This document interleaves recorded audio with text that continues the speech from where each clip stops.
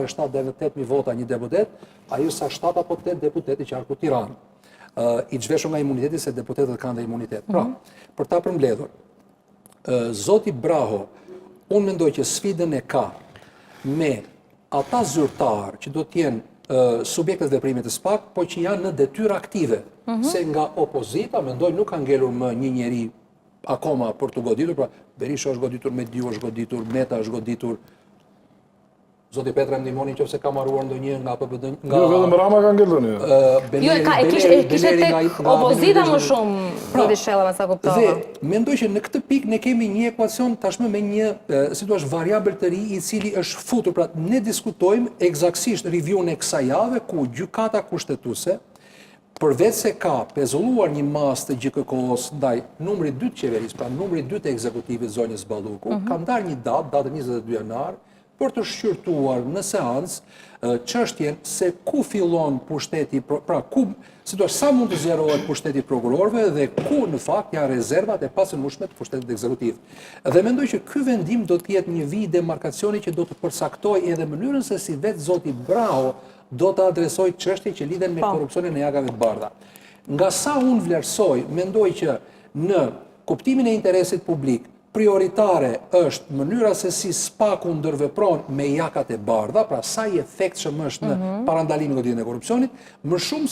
se sa i efektshëm është i fundit, pra SPAK-u në goditjen e grupeve strukturore kriminale, ndërveprimin me partnerët, pse jo goditjen tashmë që është dhe një tematike ditës të karteleve të drogës, dhe mendoj që në interesin publik, pra interesi publik, ose ku shkon interesi publik natyrshëm, tek mbrojtja e gjës publike, pra e respublikës, gjës së përbashkët, pra asaj që na bën të jemi bashkarisht së bashku në,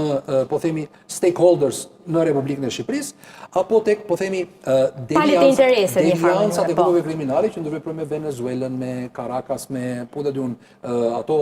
habet e narkotrafikut në botë, dhe këtu kalojnë ato kapilarët e tyre apo arteriet e tyre të qarkullimit të drogës. Dhe nëse deviza e zotit Braho do tjetë avancimi i akuzës publike ndaj atyre që vjedhin paratë e shqiptarëve, më shumë se sa, po themi, ndërveprime me partnerët për të goditur ata që vjedhin paratë e botës, unë mendoj që kjo do ta bënte atë më të respektuar dhe do ta shtynte përpara legasinë e Dumanit. Pra atë që Dumani na la trashëgim, ai do ta zhvillonte më tej dhe do ishte një SPAK edhe më të kuotuar. Por nëse tashmë edhe ndoshta fal një vendimi refraktar gjykatës kushtetuese që unë pres të vinë 22 dhjetor. Pra gjykata kushtetuese kam frikë se do të thotë stop prokurori speciale. Pushteti ekzekutiv ka një mandat për të ushtruar dhe nuk mund të pengohet sepse e ndan pasaj një hapësirë virtuale. Është para caktuar në 103 thotë atë dhe kaq. Pra, kush është diskutimi që shtrohet sot, pra që është hedhur në domenin publik? Pra, a ka potencial një prokurori speciale për të aktivizuar dhe goditur një kryeministër, një zëvendës kryeministër, le të themi një grusht shteti, pra ta paralizoj pushtetin ekzekutiv,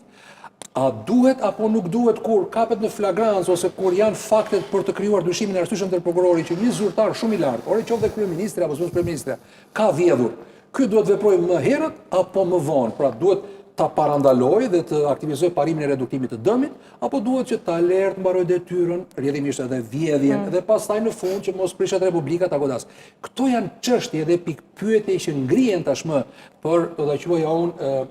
si më ta themi, kryesimin nga SPAK-u të zotit Braho. Dhe do të shpresoja shumë zoti Karanja që formimi i tij si magjistrat të jap atij mundësinë që si tu është ti shtjelloj dhe të jap zgjidhje, pra të gjej solution, më tepër se sa të thelloj problemin e këtyre dilemave që kanë ardhur tashmë për diskutim, edhe në forumet mediatike dhe në forumet politike. Pra, ku fillon dhe ku mbaron SPAK dhe ku fillon dhe mbarojnë pushtetet e tjera është një çështje. A do të kemi ne një SPAK i cili bën ekspansion, edhe pas vendimit gjykatës kushtetuese, apo do të kemi një SPAK i cili kthehet në disa territore më të ngushta kur vjen puna tek pushteti ekzekutiv. Këtë unë pres ta zbulojmë në ditën e vijim. Mendoj që vendimi i gjykatës kushtetuese do të jetë edhe demarkacioni për vetë zotin Braho. Nëse gjykata kushtetuese thotë i nderuar prokuror ose të nderuar prokuror, ne jemi të merakosur nëse ushtria na zhvendos kryeministrin. Por njësoj duhet jemi të merakosur edhe kur një trup prokurorësh, 19 sa janë ata, mund të zhvendosin qeverinë dhe ta përmbysin atë, unë mendoj që këtu do të kemi një tkurje dhe tupitje të gjithë luftës antikorrupsion. Por nëse gjykata kushtetuese, që unë nuk pres të jetë aq kurajoze, sa të mundesh tashmë në një proces ku kush janë dy palë, njëra shumë e fuqishme që është ekzekutivi, ka paran, mbështetje,